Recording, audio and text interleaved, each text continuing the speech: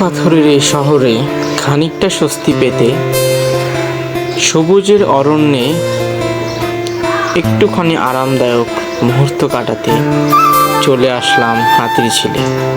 আজকে আপনাদের ফুল ভ্রমণ গাইডলাইন দিব হাতিরঝিল সম্পর্কে, যা অন্য কোনো ভিডিওতে এখন পর্যন্ত দেখতে পারিনি। ভিডিওটির পাশে থাকুন, দেখতে থাকুন ভিডিওটি। আমি আছি আপনার সাথে সীমান্ত, আপনারা দেখছেন দ্য সীমান্ত ব্লগ।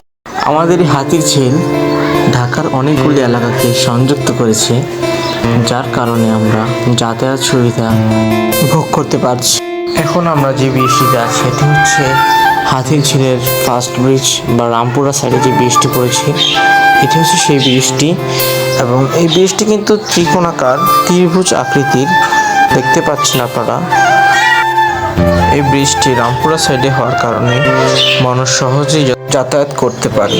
এখানে প্রচুর পরিমাণে গাছ থাকার কারণে পাখিদের অভয়ারণ্য তৈরি হয়েছে।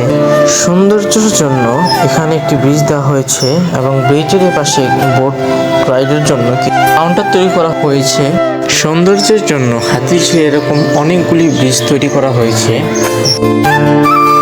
হাতিরঝিলে এরকম অনেকগুলি হাতির ভাস্কর্য রয়েছে, যেগুলো আপনারা দেখতে পারেন, এবং এখানে ঘুরঘুরির জন্য চক্রাকার বাসও রয়েছে।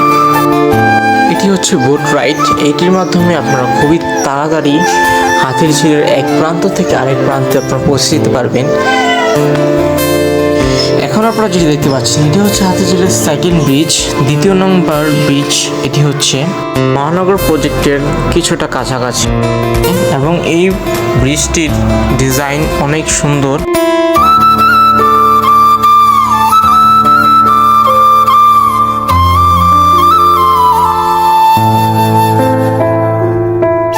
এখন আমরা যে স্থানটিতে আছি এটি হচ্ছে হাতিরঝিলের এমপি থিয়েটার এর সামনে।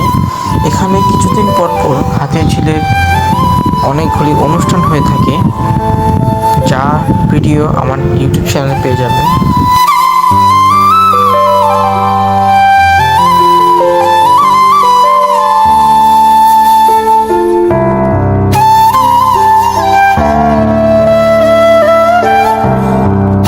এখানে অনেকগুলি গাছ রয়েছে।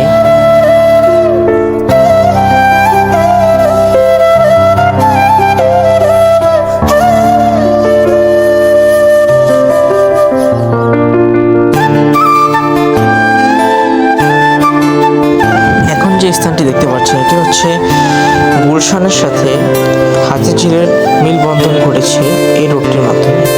এই ভবনটি হচ্ছে Police Plaza Concord Shopping complex.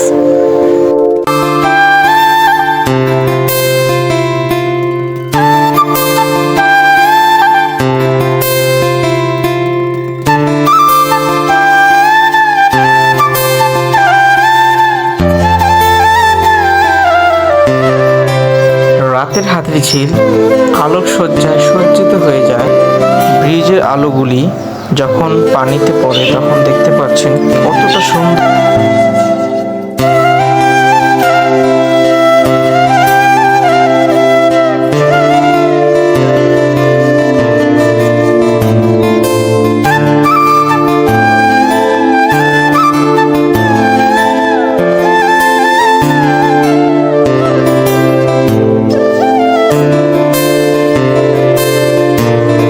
এই সময় বোট রাইডের আনন্দই অন্যরকম।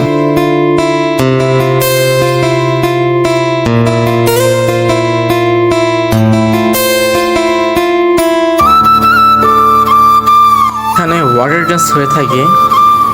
লাইটের কারণে এগুলি বিভিন্ন ধরনের রং ধারণ করতে পারে, যেটি পর্যটকরা খুবই উপভোগ করে থাকে।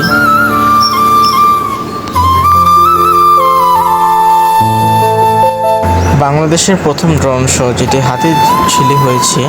অসংখ্য ড্রোন একত্রিত হয়ে